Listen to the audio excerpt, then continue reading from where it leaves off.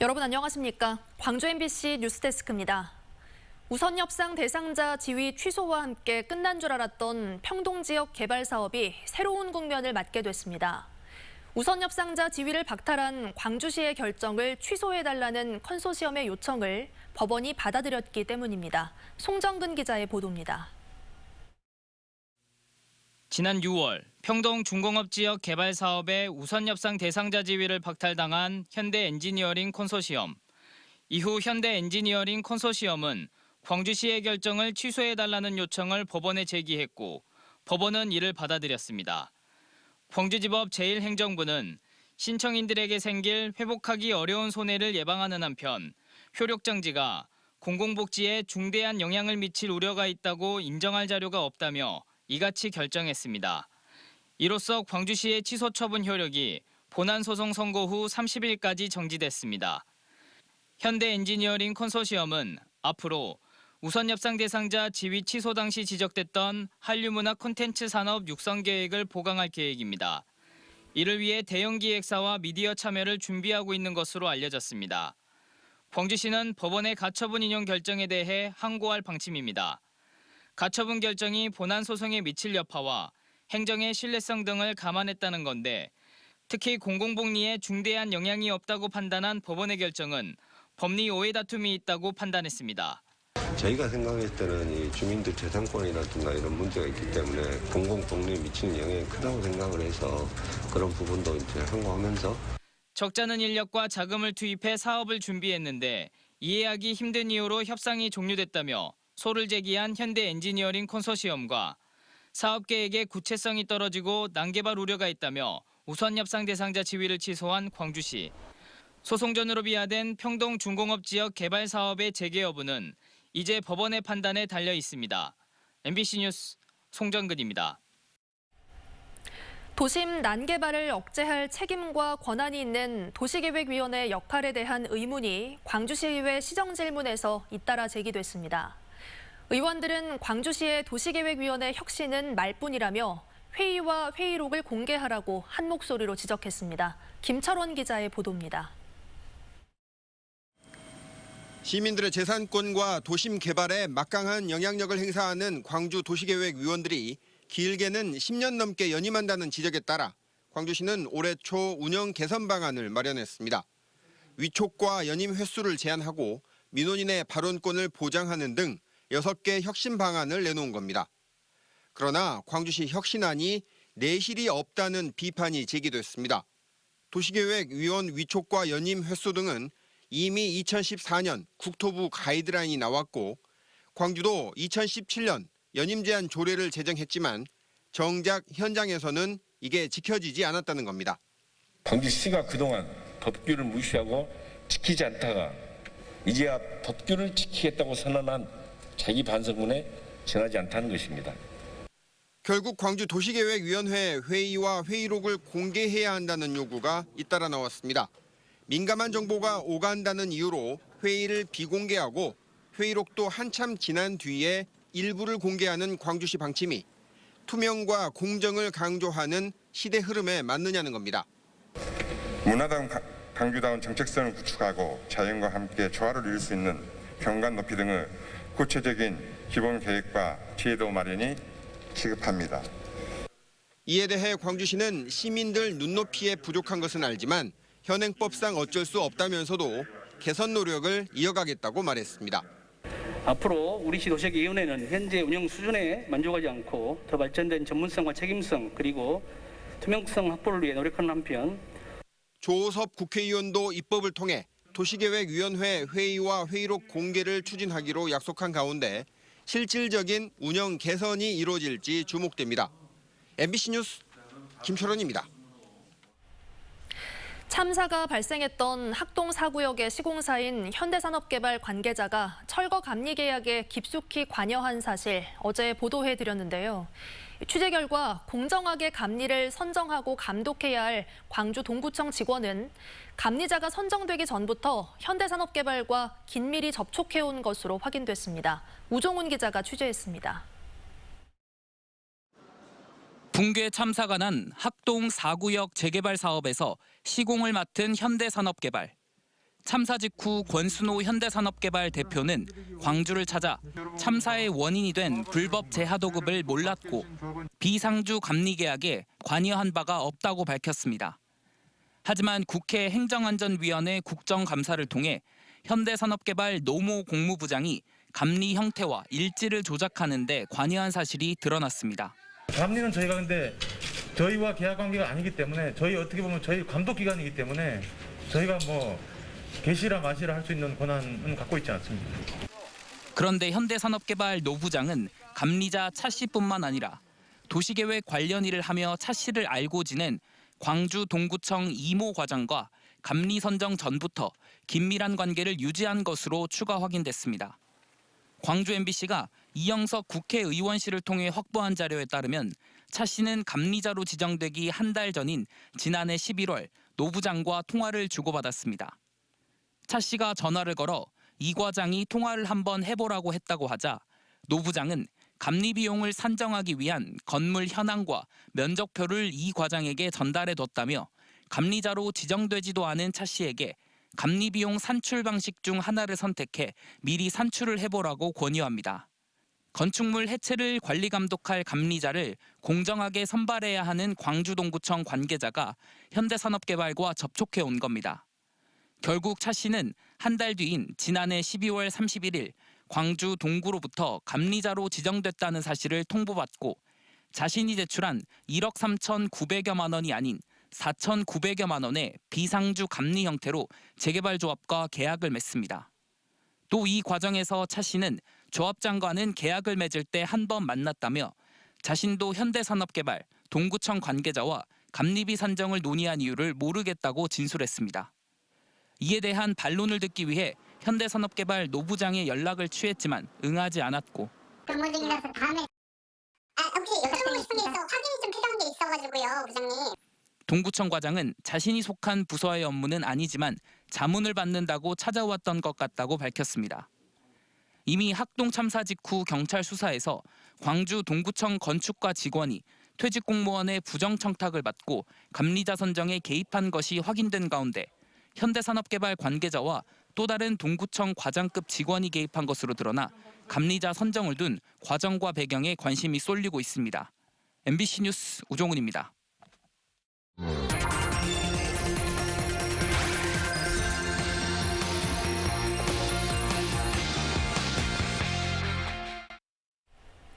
일상생활 속에서 스마트폰에 너무 많은 시간을 뺏기는 건 아닌지 걱정하는 분들 많으시죠? 스마트폰 과의존에 대한 우려가 커지고 있는데요. 코로나19 전후 변화들을 빅데이터 속에서 살펴보는 특별기획 빅데이터는 알고 있다. 오늘 주제는 코로나19와 스마트폰 과의존입니다. 조현성 기자의 보도입니다. 광주시청 3층에 마련된 광주 스마트 쉼센터입니다. 스마트폰 과의존으로 어려움을 겪는 사람들을 위해 상담이나 예방교육을 실시하는 전문 기관입니다. 스마트폰 과의존이 이미 개인만이 아닌 사회적 문제가 되어 있음은 정부의 실태조사 결과에서도 확인됩니다. 지난해 기준으로 과의존 위험군은 전체 이용자의 23.3%. 조사가 실시된 이후 매년 꾸준히 높아져 왔고 특히 지난해에 그 상승폭이 가장 컸습니다. 그렇다면 이에 대한 사회적 인식과 이용자 개개인의 생각들은 코로나19를 전후에 어떻게 달라졌을까? 스마트폰 과의존이라는 단어가 들어간 뉴스 기사 3만 8천 건과 SNS 데이터 760여 건을 코로나 이전과 이후로 나눠 살펴봤습니다. 뉴스 기사에 대한 감성 분석에서는 질병이나 장애, 어렵다, 부작용과 같은 부정적 단어의 비중이 크게 낮아졌습니다. 코로나 확산과 방역에 사회적 관심이 쏠리며 스마트폰 과의존에 대한 주목도가 상대적으로 낮아진 것으로 보입니다. 반면에 SNS 데이터 속에서는 학습력 저하와 불안정한 심리 상태를 반영하는 단어가 새롭게 등장하거나 출연 빈도가 현저히 높아진 것으로 나타났습니다. 작년 같으면은 10월, 11월까지 접수가 들어왔는데요. 지금은 올해 같으면은 이미 9월 달에 다 접수가 마감될 정도로 굉장히 많은 어떻게 보면 스마트폰 과의존 위험군들이 발생되고 있고 한편 한국지능정보사회진흥원 등은 지난 2016년부터 편견을 심고 낙인 효과를 준다는 이유로 중독이라는 말을 쓰지 않고 과의존이라는 용어로 대체해서 사용하고 있습니다. MBC 뉴스 조윤성입니다. 광주시 교육청에서 진행되고 있는 행정심판 대부분은 학교폭력 관련으로 나타났습니다. 광주시 교육청에 따르면 올 들어 청구된 행정심판 21건 가운데 17건은 학교폭력이 차지했고 나머지 4건으로 교권 침해였습니다. 한편 광주시 교육청에 올해 들어 7월 말까지 신고된 학교폭력 건수는 지난해 전체 학교폭력 신고 건수보다 40% 증가한 1,012건입니다. 법원이 광주 고등검찰청에서 흉기 난동을 벌인 40대 남성에 대한 정신감정 신청을 받아들였습니다. 광주지법 형사 11부는 살인미수와 특수공무집행 방해 치상 등의 혐의로 기소된 48살 A씨에 대한 첫 공판기일을 열고 범행 당시 정신상태가 불안정했다며 정신감정을 요청한 A씨 변호인 측의 신청을 받아들이기로 했습니다. A씨는 지난 8월 광주 동구 광주고검 청사에서 50대 검찰 공무원을 흉기로 찔러 중상을 입힌 혐의를 받고 있습니다. 계절이 거꾸로 가는 건 아닌지 오늘 낮 기온이 30도까지 오르며 8월 하순만큼 더웠습니다. 10월에 접어들었지만 선선한 가을 날씨는 멀게만 느껴지는데요. 언제쯤 가을을 만끽할 수 있을지 날씨 전망을 이다솔 기상캐스터가 전해드립니다. 가을로 가는 길목에서 늦더위가 기승입니다. 따뜻한 남서풍이 불어드는 데다 강한 일사까지 더해지면서 오늘도 한낮에는 30도 안팎에 달하는 더위를 보인 곳이 많았습니다. 거리에 나선 시민들은 뜨거운 가을볕을 가려보려 애쓰지만 더위를 막기엔 역부족입니다. 오후에는 진짜 너무 덥고요. 근데 또 저녁 되면은 또 너무 쌀쌀해요. 그래가지고 저 옷을 어떻게 입어야 될지 모르겠어요. 또 아침 저녁으로는 쌀쌀한 기운에 도톰한 옷을 챙겨 입고 나섰다가도 한낮에는 땀을 뻘뻘 흘립니다. 아침 추웠어요. 추워서 입고 나왔는데 지금 너무 더워요. 늦더위는 10월 들어 계속 이어지고 있습니다. 올 10월 광주의 최고 기온 평균은 30도에 육박하는 수준으로 평년 기온을 5, 6도가량 웃돌았습니다. 이 정도 기온이면 늦여름인 8월 하순에 보일 법한 날씨입니다. 특히 어제는 10월 기온 급값을 경신한 곳도 많았습니다. 순천과 광양 등 전남 5개 시군에서 관측 이래 가장 높은 기온을 기록했고 광주도 30도를 웃돌며 역대 10월 기온의 3위 급값을 경신했습니다. 이번 주까지는 대체로 낮 기온이 높게 오르면서 늦더위가 기승을 부리겠습니다. 더위는 다가오는 일요일부터 월요일 사이 가을비가 지나면서 물러나겠습니다. 다음 주부터는 낮 기온이 크게 내림세를 보이면서 서늘한 가을 날씨가 이어질 전망입니다. 기온 변화가 큰 시기인 만큼 감기 걸리지 않도록 건강관리 잘하시기 바랍니다. MBC 뉴스 이다솔입니다.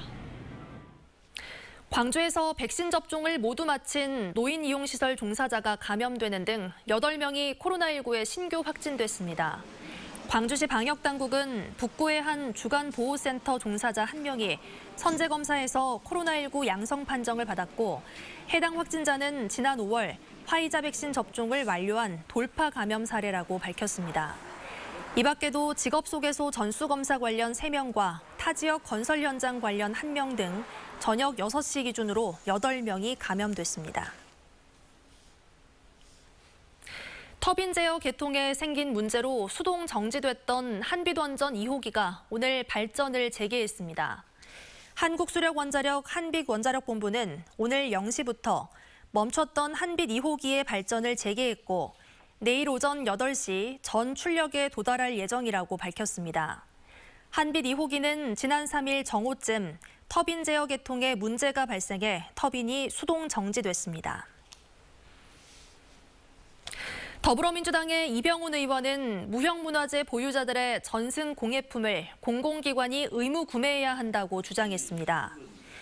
이 의원은 문화재청의 국정감사 자료를 분석한 결과 지난해 전통기술 전승 공예품 판매액이 1억 5천여만 원으로 전승자 1인당 20만 원에 불과했다며 평생을 전통문화 계승에 매진한 이들을 위해 중소기업 제품처럼 의무 구매 제도를 도입해야 한다고 지적했습니다. 군에서 장기 복무한 뒤 제대한 군인을 직원으로 채용해온 우수기업에게 인증서가 전달됐습니다. 국가보훈처는 제대 군인 채용에 적극적이고 고용 환경이 우수한 목송산업개발을 올해 제대 군인 고용 우수업체로 선정해 인증서를 전달했습니다. 2년 전에도 호남에서 유일하게 제대 군인 우수업체로 선정됐던 목송산업개발은 지금까지 70여 명의 제대 군인을 고용해오고 있습니다.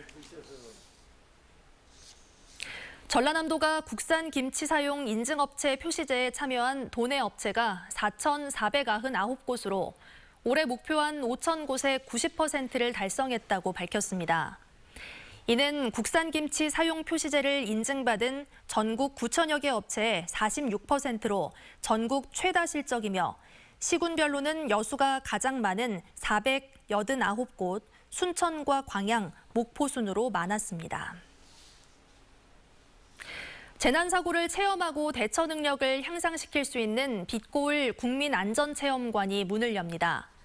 어린이 안전과 자연재난대응관, 사회재난대응관 등 8개 체험구역에 23개 체험시설로 구성된 빛고울 국민안전체험관은 19일 개관을 앞두고 현재 시범 운영 중이고 온라인과 전화 신청 등으로 체험관 이용 예약을 받고 있습니다. 매주 월요일과 명절 연휴를 제외하고 정상 운영되며 누구나 무료로 이용이 가능합니다.